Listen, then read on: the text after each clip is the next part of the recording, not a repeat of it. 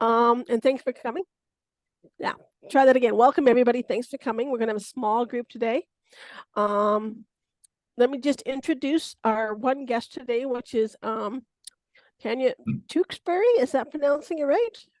Taylor Tewksbury, yes, who will be presenting to us later about the work she did for her master's thesis. And anybody from the steering committee, do you have any updates you want to share before we move into just the main meeting? No, but I think it's interesting looking at the attendees here, how LPC is sort of the uniting factor. I see Caroline there, and of course, Jaden we know, and Ashley Keenan, who is at LPC these days. Taylor, I don't know if you met Ashley back a few years ago.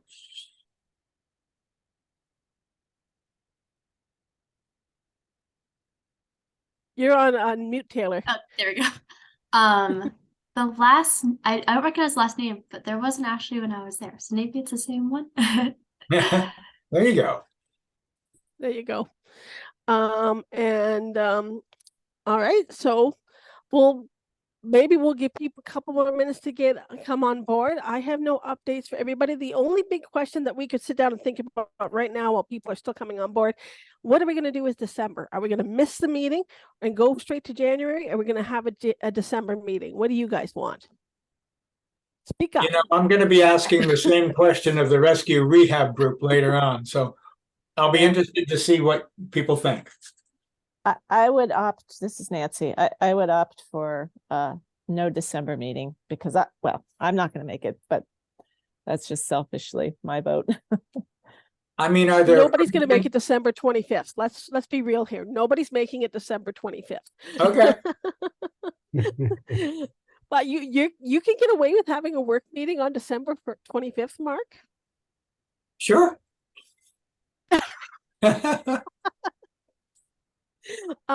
So I'm inclined to think the same way. Let's just miss the month. But if anybody feels we're gonna lose momentum, speak up. So for people who, as they come on board, we're just discussing the December meeting, and the thought is we'll just skip it and go straight to January. So how about I'll leave that out there. If people want to make a comment that we should have it, go ahead.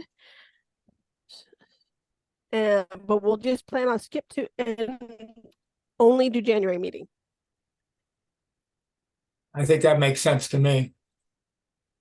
Which would be time-wise. Oh, now I have to think here. That'll be the 29th of January. Yep. All right. Good.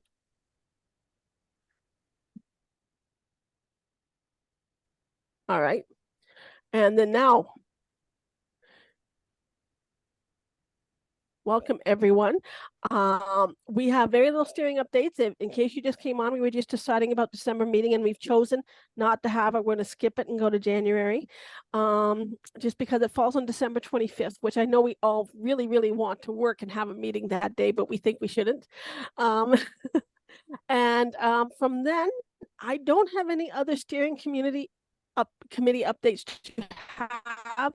Jay's now here. If you have one, feel free to speak up. I don't think Erica's going to make it. I think she's on out of office right now. But other than that, if nobody has anything to add, we'll go straight to our guest presentation. No, sounds great. Okay. All right. Well, let me introduce everyone to Taylor Tewksbury. Some of you already know her. Taylor did this great document that I found online. I believe at this point, Taylor, you have your thesis is completed and you have a publication out on this. And it's all about the motivations of Loon volunteers in New Hampshire. And it's pretty cool to read through. I've just read through a little bit of it. I didn't go through the whole thesis. I haven't read the paper yet. I'm so bad. Since we're all wondering how the best way to keep our volunteers motivated, I thought this would be a great topic. So I welcome Taylor, and I'm going to turn it over to you. Do you need the screen shared, Taylor? Okay. Yes, please, if that's possible. And don't worry, I'm still in the process of trying to get a publication from the thesis, and no one should read like a 150-page thesis. So you are You are good. Well, No one we're wants to looking do forward to that. the publication. It's all over to you. Great. Okay, so let me get my presentation up.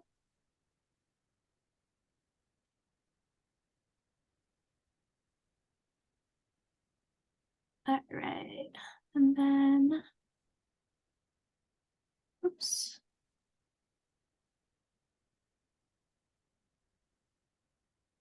All right, are folks able to see the slides?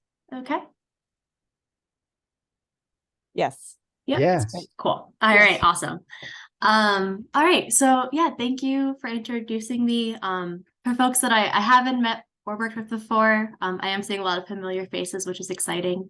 Yeah, my name is Taylor Tewksbury. I recently graduated from the University of Montana with my master's degree, during which time I was really fortunate enough to work with LPC, with the Loon Preservation Committee, and the folks there with John and Carolyn and Harry, and got to kind of pursue my interest in not only avian science, but also in that like community driven conservation world. And so today I'm going to talk about that master's work. So I'll just get going. So yeah, so as I said, my work really tends to focus in on that world of community-based science, especially within that realm of wildlife monitoring, wildlife conservation. And so when I talk about that word like community-based monitoring, you know, I'm using it synonymously with other labels you might use like citizen science or participatory science or community science, all those different jargony words we like to use. But essentially, I'm really interested in learning about how we can effectively or more effectively engage the public in research questions on their meaningful landscapes. So why study this? As many of you all know, if done well, community-based monitoring can really offer multiple opportunities for mutual gains with professional scientists and their, we'll say, non-professional expert counterparts, such as, you know, contributing valuable time, effort, access to land, place-based knowledge. And research has also found that this can lead to community buy-in for difficult decisions on land management. And we can even, you know, work towards generating a new generation of engaged citizens through education efforts. However, we can also all acknowledge that, you know, community science does take resources as well. There's a lot of overhead involved. It takes time, it takes resources and staff capacity to not only train volunteers, but to maintain their involvement. You know, relationships with volunteers, they take effort. And to run these high quality community science programs and to retain our quality volunteers, practitioners, we can really benefit from better understanding those participants' relationships to place. And so when I talk about place attachment in this presentation, that's what I'm really getting to the heart of, is that like attachment, that bond to place, to the subject of study. So in my research, it was loons and their motivations for not only getting involved, but staying involved. And so that brings me fast forward to the summer of 2022, when I got to work and meet the LPC community as a seasonal field biologist, and met and worked alongside that really dedicated network of volunteers that tends to span even multiple decades for some families, and is so central to LPC's work. And it offered a really valuable case study for kind of pursuing these questions further. And so I do want to leave lots of time for discussion at the end, because I'd love to hear more about your experiences within kind of volunteer engagement. So I'm going to talk about my project at more of like a high level rather than getting too deep into the weeds. But I'm also really happy to share more details on my methodology either now, during the discussion time, or at the end. And also always feel free to just put that little hand raised icon if you want me to pause and explain anything. But on the overarching side, so the ultimate goal of my research was to explore LPC's unique volunteer relationships with their lakes, so that place attachment, the loons they help monitor, so that species attachment, and to better understand their motivations for getting involved. And to do so, I used a mixed methods study, a mixed method approach, where first I distributed a quantitative survey by both email, so electronically, and by mail-in, to active volunteers. And through this, I tried to capture things like not only demographics, but also, you know, information on what kind of experiences that they've had with LPC, what their attachment levels are. And while that was great for getting quantitative data on a really large number of humans, it doesn't get to the nuances. So I then completed 10 follow-up interviews to dive a bit deeper, and I'll chat a bit about those interviews in a moment.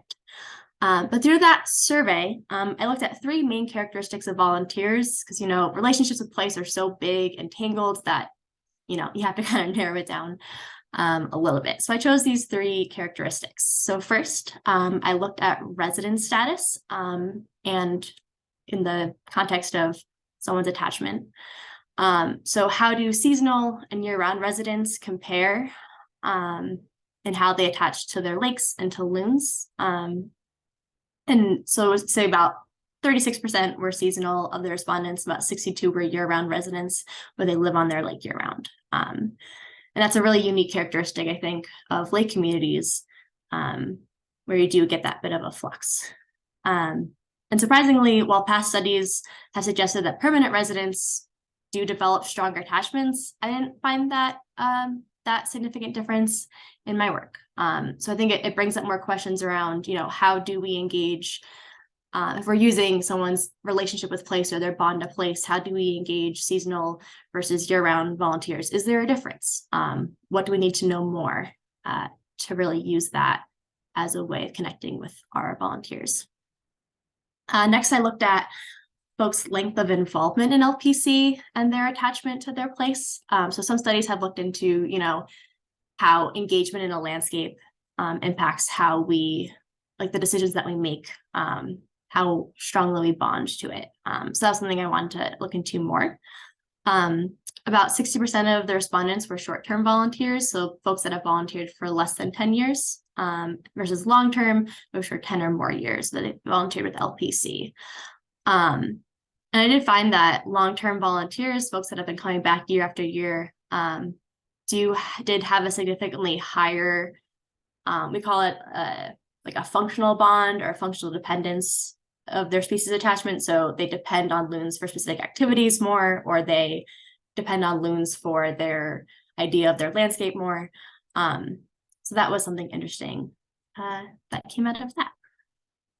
And in that third characteristic, I looked at conservation identity. And so I asked participants to kind of divide them into 2 groups of, do you self-identify as a conservationist? And surprisingly, 15% said, no, I don't.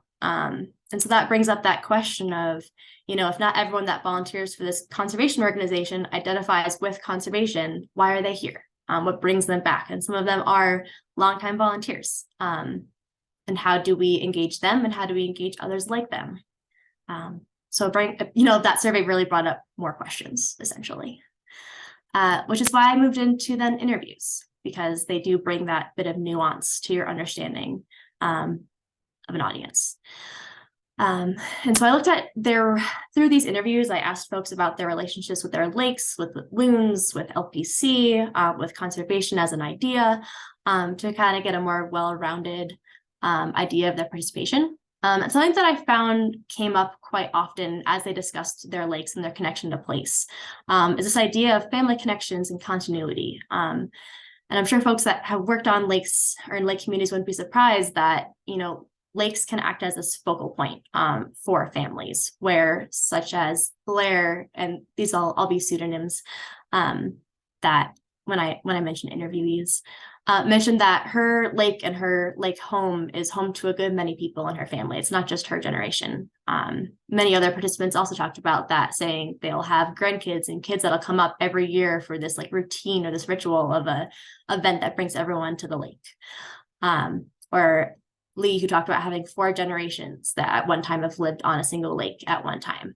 And again, this theme, of this lake being this focal point and of being a point of kind of continuity in a family was a really interesting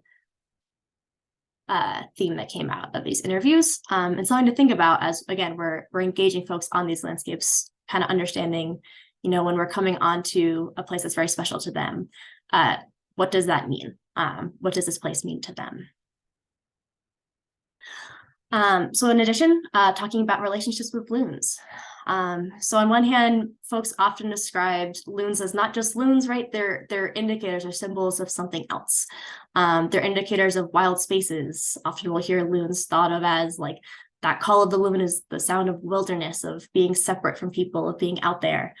And folks did talk about that, but at the same time, they also kind of contradicted that in saying that they would describe loons in very human ways, even empathizing, like what Jo said when she goes, I think I fall in love with them, especially the old female, because she was doing her thing and she got so angry here with all the people and the boats.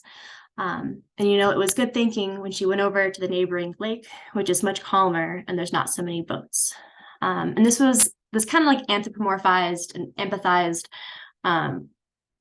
tone was something that came up pretty frequently, where participants identified with the struggles that loons were experiencing in their minds. So recognizing these very emotional bonds. Another common occurrence was folks describing their relationship with loons in relation to this role that they personally would take on as a result of their involvement with loon monitoring.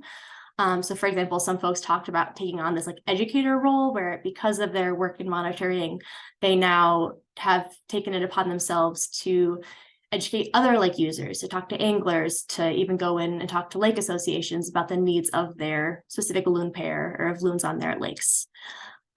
There's also this guardian role that, when I was working in the field before doing these surveys, I often heard folks talking about loons as like my loons, like these are my loons and or our loons, and having this very personal connection. And I think that's really exemplified here where Dale says, we feel like the loons are ours. I mean, they're everybody's, but they're our loons because we watch over them. I think both my wife and I feel like we're we try to be the protectors of the loons. And here you see that protective emotion expressed over a non-human species. Folks also talked about feeling almost parental, like they've adopted loon pairs that come back year after year, and feeling that like personal emotional investment in the loon pair's success. So again, as we're engaging with volunteers, thinking about what is that emotional response, or that how do we not only honor but use that emotional bond that they have formed. Lastly, I want to just chat about that relationship with conservation. So again, earlier I mentioned that about 15% of the respondents don't identify with conservation. And to kind of ask, more questions to get at the root of that, I asked folks to define what conservation means to them, or what does it mean? What does a conservationist look like? What does that mean? And for many, there was this professional identity. Some was very emotional. Some was just like, I am because I am. But for others, it was this professional identity where, like Alex, she works in wildlife conservation. And so it's just, the professional and the personal, you can't pull them apart. But interestingly, Dale, also linked profession to his lack of conservation identity. He says he's not a conservationist because by profession, he goes, I'm a land surveyor and I do a lot of development projects. And so you can say I walk on the dark side as it relates to conservation and such. And usually, when you go to a planning board meeting and you get these so-called conservationists you're the messenger and they're still shooting you, and it kind of gives you a bad taste in your mouth. And I think Dale was a really interesting person to talk to because he, again, was the one that said, like, he is fiercely protective of his loon pair. And so thinking about, like, how do we get more folks like Dale who may not be drawn in by environmental messaging that can grab some volunteers, but really harnessing that personal bond and that emotional bond that they have with the landscape and with that subject of study to draw them in. And just to kind of round out the volunteer interview results, there were a few motivations. I know many of us are thinking about, like, what are some actual, reasons that people are not only getting involved, but staying involved. So what were some of those motivations? And this research really did reaffirm that volunteers are motivated to begin and continue their involvement in community-based monitoring for a variety of reasons. They're not, volunteers, it's not a monolith. But during the interviews, several reoccurrings did arise. So the top 3 reasons that came for for initial participation was contacted by LPC. So they either, came across an LPC biologist in conversation on the lake, or a biologist came to their door, or John came to their door and asked them to go out on their lake. So personal connection or contact with LPC. There's proximity. And so there are folks that are involved because they're on a lake where LPC is active.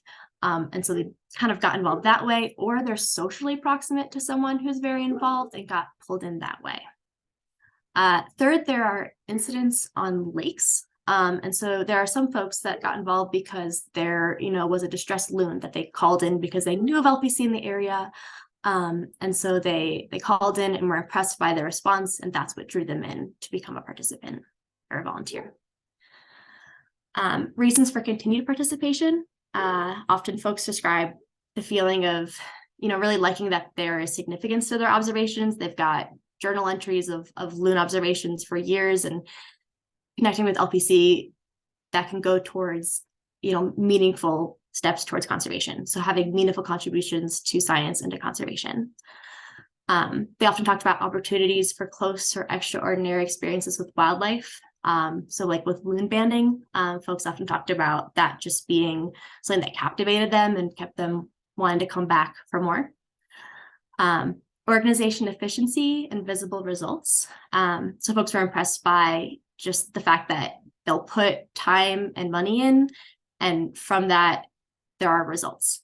They can see the organization has results and that that's being communicated to them. So that was a really big priority for folks that were coming back. There's camaraderie with both volunteers and biologists. So this idea that there are social networks, folks really enjoyed that social tie of other folks that were also excited about loons and getting to connect with biologists and kind of befriend or build relationships with biologists.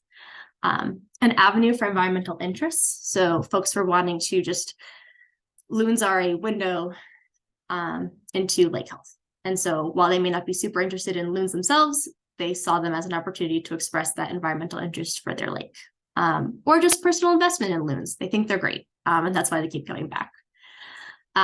Ease of participation. There's one gentleman, when I asked why he keeps coming back, he's like, well, why wouldn't I? It's easy. I can still do it, and it doesn't take much time. And so making that volunteer time accessible and easy for the volunteer, breaking down those barriers was huge.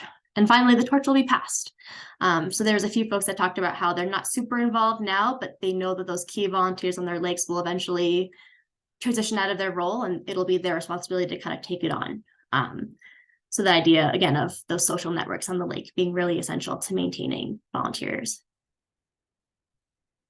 And I'll just close with a couple of the key takeaways that I took from talking with folks as I'm moving forward in my own career. So first, I want to reiterate that, emphasizing volunteers' pre-existing bonds and appealing to their personal investment in the subject of study, whether it's butterflies or loons or whatever it is that you're studying, can be really important, especially if those volunteers don't necessarily identify with environmental objectives like Dale. To just prioritizing networking and partnership building opportunities between volunteers.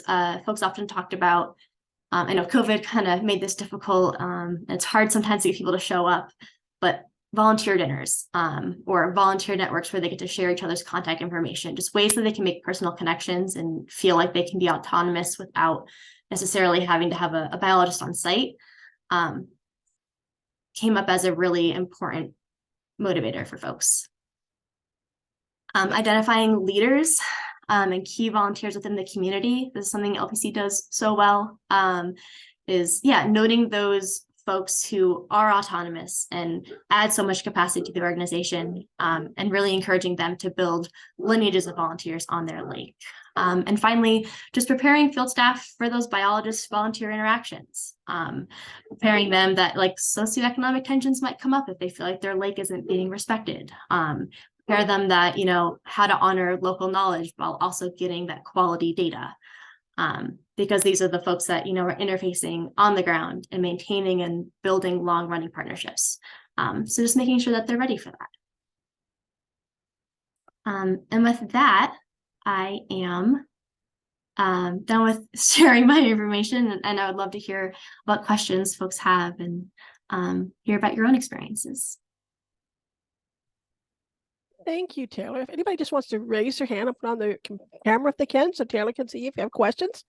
I wanted just to make a couple comments. Now, I look after the Canadian Lakes Loon Survey, and one thing I noticed is that your level of permanent residents on the lakes are far higher than I would see here, which I thought was interesting.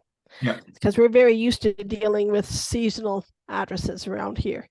And I also was very interesting how many of them did not identify themselves as conservationists. I do know a considerable number of our volunteers don't involve themselves in any of our other programs and are very much at the one lake level. And I suspect it's the same for others. Now, anybody else have any questions for Taylor or any information to share about your area? Well, this is Mark, and it was a wonderful presentation, Taylor, and you got into a lot of issues that I've been wondering about with just, the small part of Maine that I tend to frequent in the summertime.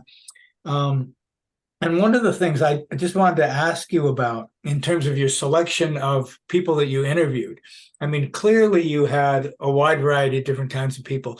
Did you keep data or analyze your results based on age, gender, whether or not they had kids, all those kinds of population things?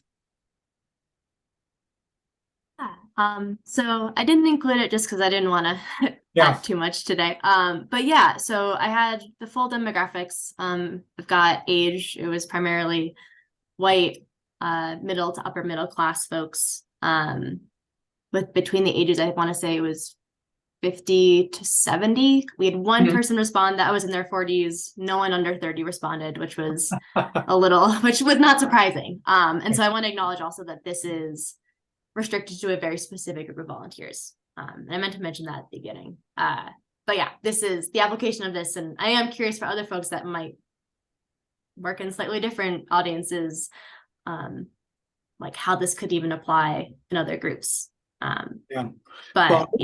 Yeah, I would echo what Kathy was saying. I mean, in many of the areas that I tend to frequent in Maine, it's mostly seasonal residents.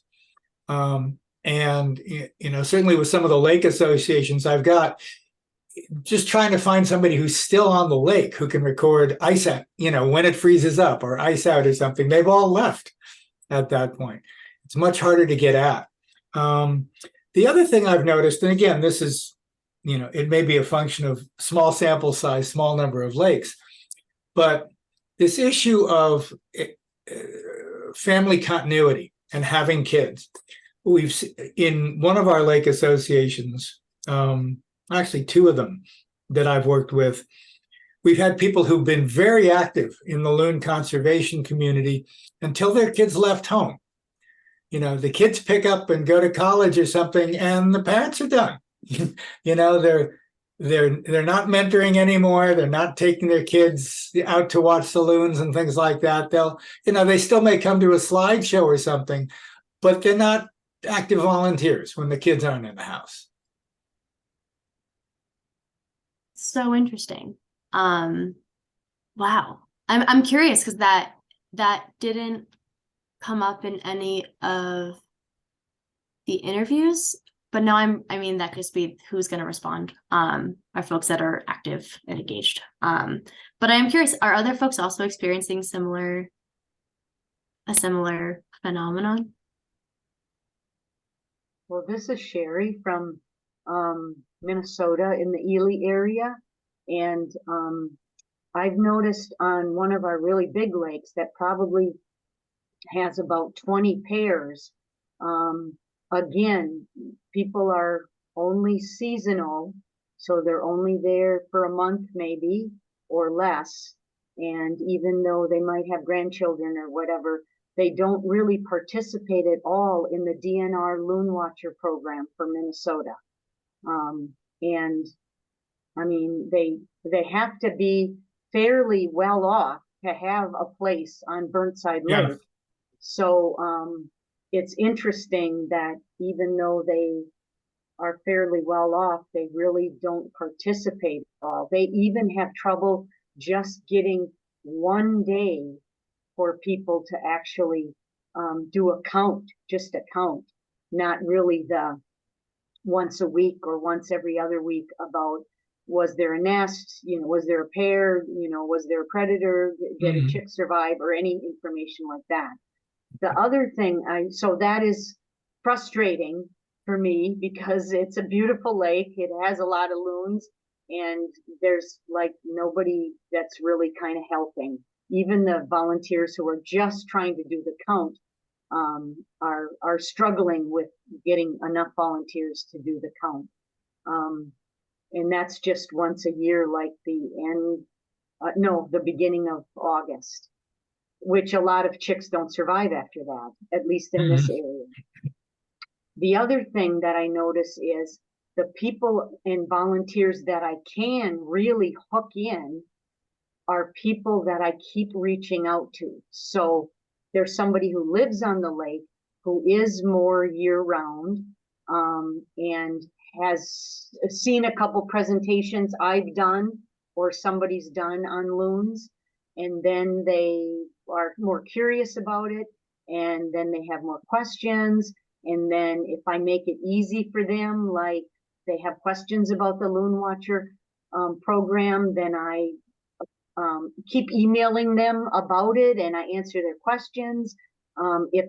Sometimes they just start out by saying, oh, I think we have 2 juveniles now. And so I go out on their lake and I find, well, it's late in the season, so that's not a juvenile. That's a adult who's already gray and molting in its winter plumage, and there's the juvenile with it. So once I can make some kind of a connection like that to people, then, and they can learn something, then they tend to ask me more questions. So if I'm available, they can pick up extra copies of the Loon Watcher form from my front porch. I will email them back. I will call them if they have a distressed loon, and try to hook them up with the right, people. Anyway, so that's I spend a lot of time doing those personal connections that you have talked about. So Thanks, Sherry. I have a whole bunch of questions from Nancy that I'll share in a second. It would keep us busy for a while, but I just wanted to mention that we do have a situation in Ontario where the loons arrive before the people, in Canada in general, and they leave after the people. So we don't get a lot of early and late information. I'm sorry about that, guys. And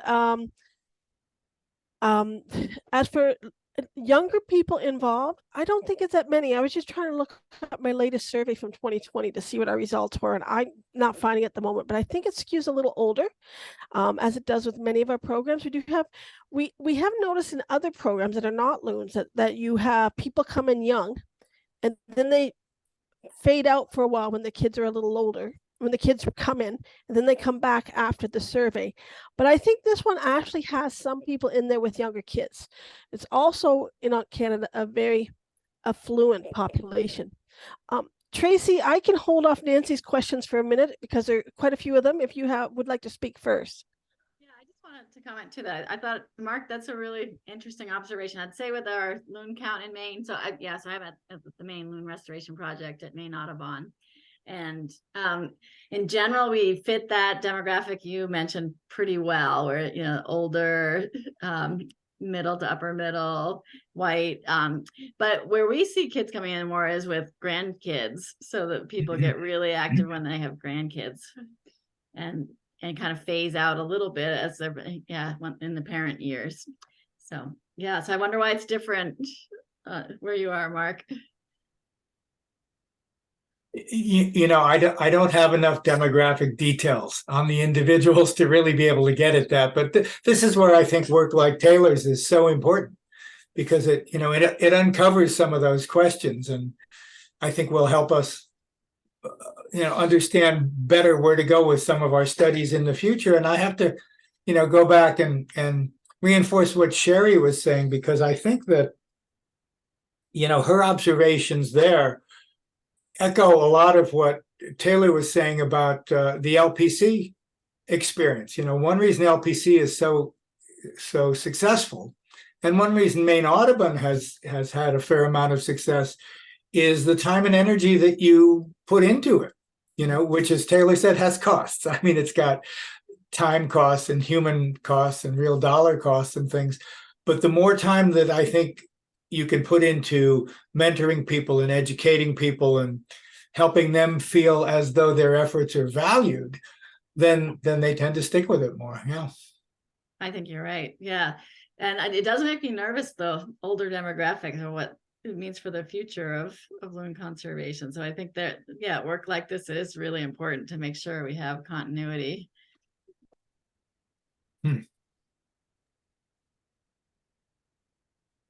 Nancy, did you want to ask your question? Yeah. Maybe you can explain it better than I can. Yeah, no, I always have to write down my questions as I'm listening, or else I will get caught up in the conversation and forget what my questions are. So not that you have to answer all of them. Great conversation. As you can see, I'm really have been engaged in volunteer management for quite a while. So lots of good questions that have generated.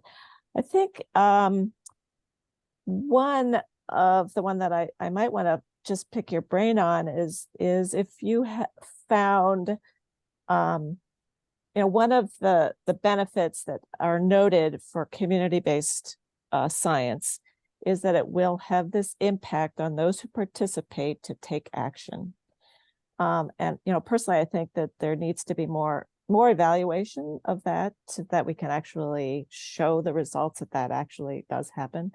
So that I'm kind of curious if you included that aspect in your survey to really see either just a brief period of time or length of time, and whether that kind of impacted how people took action, either kind of writ large political action or within their local community. And then just that use of the team leader is really intriguing to me. I think that that's a great model to use people within the community to carry forth the enthusiasm and encouragement that Sherry, it sounds like Sherry does a lot in Minnesota. This takes resources.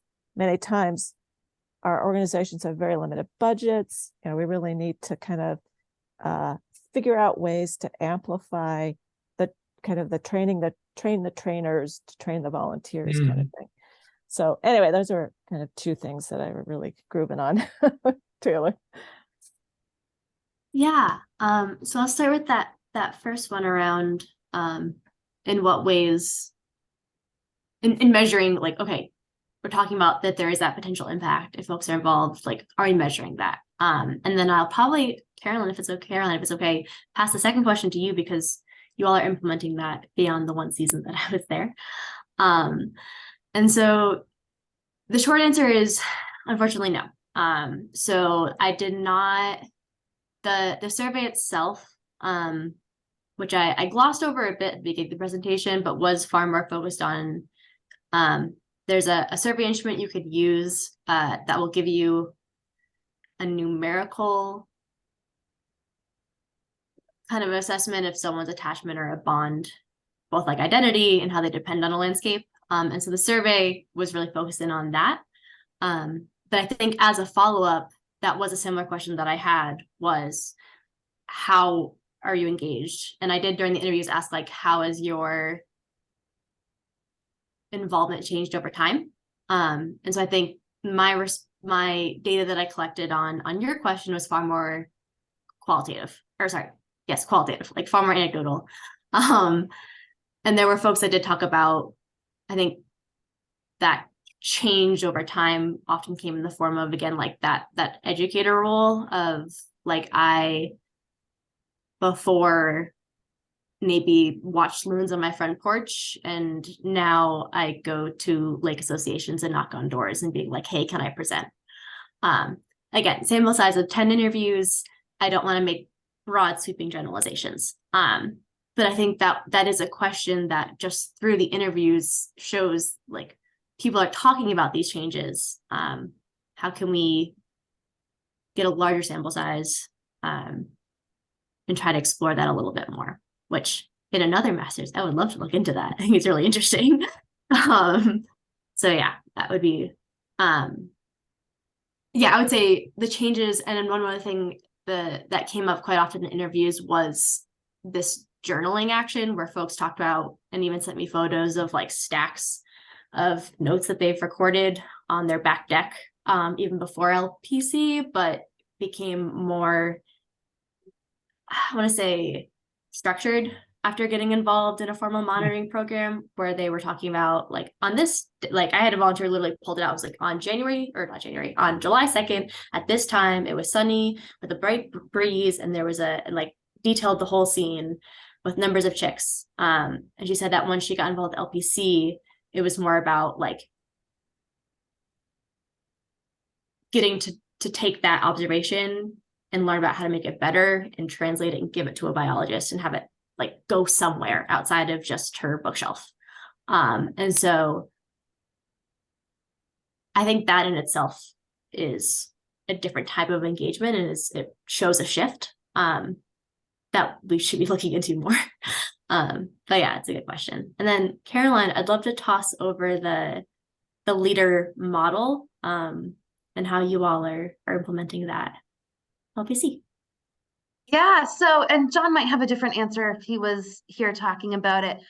For my part, I wish we were, more systematically going about establishing these team leaders. And, when we have our volunteer list, hundreds of people across hundreds of lakes, and we do, classify our volunteers as, the regular volunteers and then key volunteers who maybe are a little more active, maybe they float the signs or maybe they have sort of an educational role for the rest of the community. And then we have main contacts who are, the people that we know we can call at 10 p.m. if needed because we heard that there was an injured loon, and, just the people who go all in. Maybe they maintain, their own email list of hundreds of people on the lake that they use to keep others informed and updated on the loon activity, or maybe they're the ones that, float the raft every year. Typically, those people that are the main contact level volunteers are the ones that are kind of self-organizing groups around themselves to, help them float the raft. The rafts are, a really good way of getting a lot of people involved because they're insanely heavy, and it takes a lot of people to do it without injuring yourself, right? And so a lot of the time what happens is we designate one person as our raft volunteer, and then they kind of create a group of 5 or 6 people to help them do that every year. And in the process, as they do it year after year, they're training those other people so that as they age out, maybe they're not able to lift anymore, they have people in place to take over for them. And I'd say another thing that I've noticed as well is that the lakes that we tend to have these leaders and groups of people working on behalf of the loons, and working with us, tend to be the lakes that have a lake association that cares about loons. So every lake in New Hampshire is different. Every lake association is different. And I would say about maybe 20% of the lake associations designate, a member of their board to be the loon liaison. And a lot of those times, that loon liaison is taking on this leadership role. People go to them, people, know that they're the person that is most in contact with LPC. And so, they go to them to learn more about working with us or, how they can help the loons. So having, an active and engaged lake association tends to lend itself to having those leaders. And, on some lakes, they don't have that, and they still have, people handing the role down and training others over time. And I don't know how they're self-organizing at that level on those smaller lakes. I think it's just, a function of knowing that there is that one person that works with LPC, and that person not wanting it to end with them. And so going out and finding someone who can take over for them. So a lot of the time it is just a function of that person's care for the loons, and that, individuals want for the loons to continue to be helped out after they're no longer able. Yeah. Thank you for sharing that. Oh, go ahead, Taylor. Oh, sorry. I was just gonna say again on a more anecdotal level, and just having worked with you all for a summer, like I think having even that spreadsheet that says like this is a key contact, this is a key volunteer, a primary contact, on the biologist level does help so much in as you know, like so much of that relationship building is lost with that high turnover of seasonal staff. And I think that was the first time that I'd had that. That's a real resource of like knowing, okay, this is a established relationship. This is who I know I can go to if I even have questions about, like, I got so lost going to my first lake the first day of work, and met someone by accident, the key contact. But having known that person and knowing that name and being able to go talk to them and have them show me around, I think, yeah, it's just a really big resource for the biologist as well on the ground.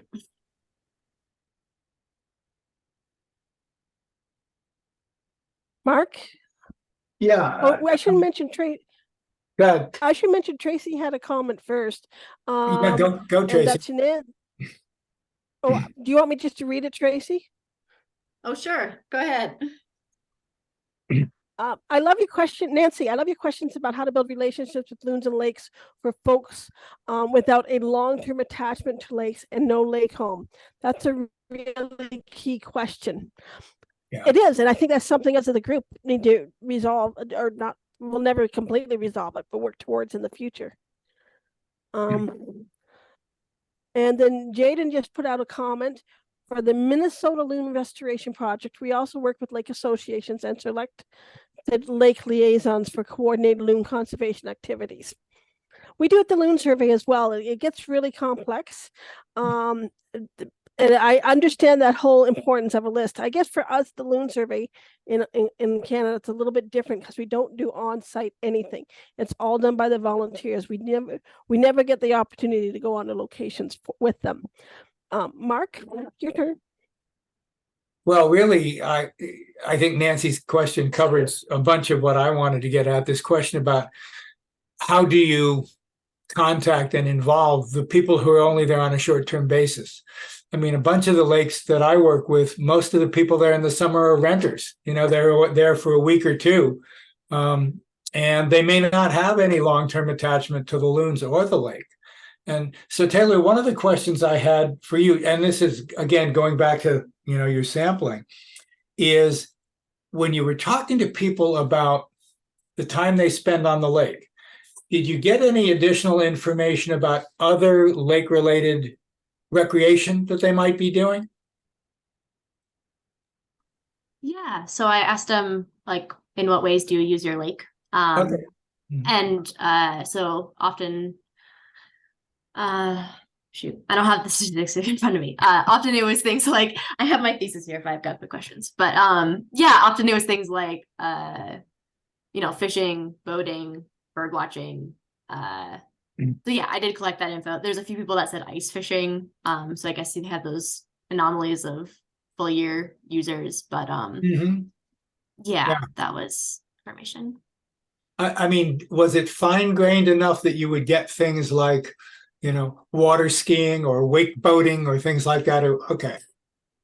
Yeah, I would say I didn't get too many motorists. I think there was a few motorists, but most of them were kayakers, and that was part of why they actually, for one person, that was part of why they got involved, is they're like, I already kayak anyways. That ease of engagement. There you go. Like, you're already kayaking, so it's not a whole extra lot of effort to go out. And they're actually doing something like that in Montana. It's a little bit tangent, but with bat surveys, where they're talking to cavers and rock climbers and trying to like target them specifically, where they're already doing that activity to monitor for white nose syndrome, which I think is really interesting. So yeah, I think that is a really good question of, okay, maybe they don't have they're not residents of the lake, but they are like users. Maybe, yeah, going and talking about special use groups. And there was a small selection also of survey respondents where there was an other option of like regional, seasonal, other, and it was a very small percent. But I would love to talk to them. I had to just exclude it based on Sure.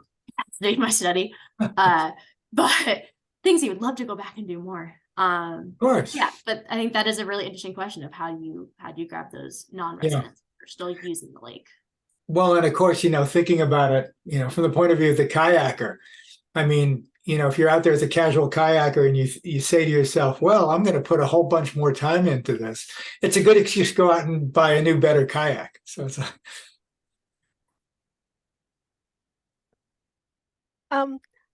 now you had you had the interview and you had the larger questionnaire.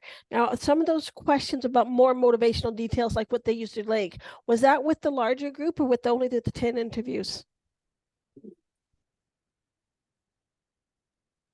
So the how you use your lake. So that was during the interviews. Yeah. Interviews. It'd be nice to take some of these questions and take them to a larger group. Like it's who I am, right? But I like big data. I would love to see these same exact questions answered to like the Minnesota and the Wisconsin and the Canadian people and tease out the different regional differences in the volunteers to see if we see what the similarities and regional differences are. And there could be, you may have different types, like we already see that there's more residential user people involved in LPC than we will see in Canada and things like that. And that probably relates to lifestyles in the area and probably price of properties. And so it's just who I am. I just would love to see more that way done. I'm also very curious at some point, Taylor, if you're ever interested in coming back about learning about that calculation you did for the motivations, and the how did you word it, the dependencies on loons. That's a very interesting subject, and I would like to see how that relates to other people's areas as well. Yeah, absolutely. And I'm also happy to send you additional resources with the like cross regional comparisons. There was an interesting study that looked at lake use across different regions. So I can send that your way. That I thought was an interesting read. And yeah, and I'm also happy anytime to chat about, get into like the nitty-gritty of place attachment calculations. It's a bit more in the weeds, but would love to dedicate time to talking with you all about it. It's yeah, it's interesting. It's good. That would be great. Yeah. We have such a big issue coming up with the fact that the volunteers are aging.